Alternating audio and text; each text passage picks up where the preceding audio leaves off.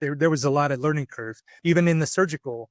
Um, as Dr. Hogan mentioned earlier on, you had to put in fiducial markers in order to see where you were at before you took all your teeth out, and you reflex your flaps and you lose all your reference points.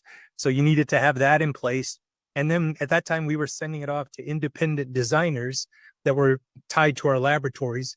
And then you'd have to wait usually an hour to an hour and a half to get all of that information back and then put it on your digital printer. And we wanted to make sure we weren't waiting. So we purchased 3 digital printers. So we were good to go, had them all warmed up, everything ready to go.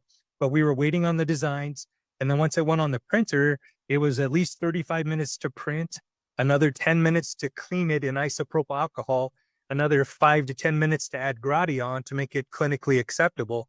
So we were another hour into the appointment by the time we got the design back from the designers. And this whole time, we're paying anesthesia to keep the patient subdued, or we're waking them up and getting ready to resuppress them. The surgeon was walking around, the prosthodontists are walking around. It was a frustrating time. And we were just trying to see what we could do to get it faster, try different printers, different materials, stronger materials. We just had issues. And I worked with another periopros, and we were both just going, if we were doing conventional, we'd be done by now. So we started looking at ways where the conventionally heat processed denture material is much stronger than any digital material that we have that can print in the time that we would have to allowable. And that's still the weak link of trying to go fully digital. We either had to design our prostheses much thicker, and that didn't give the patient a realistic trial of what things would be like. So we just went back to doing conventional pickups.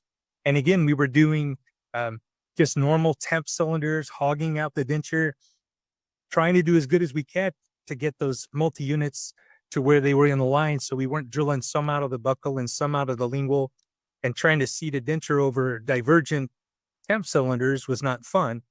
And that's when we got interested in the smart denture conversion. And it made it so easy. And to his credit, I also got involved with the OmniButt, and that just kind of fixed everything even more for me, because now you could instantly control the angulations of your multi-unit abutments and then go back and pick it up with the smart denture conversion. And I sling a lot of acrylic. I've treated acrylic deficiency syndrome for many years. And with that, I've gotten good and quick with acrylic. Brendan has an option where there's pre-measured vials, and then the occlusion was spot on. We even did it on my own mother. So that's how much I trusted this process. And it was quick, it was easy. And I think having those analog workflows, digital is just a tool that allows you to do the same things, but it's not one or the other. And I couldn't live without having both.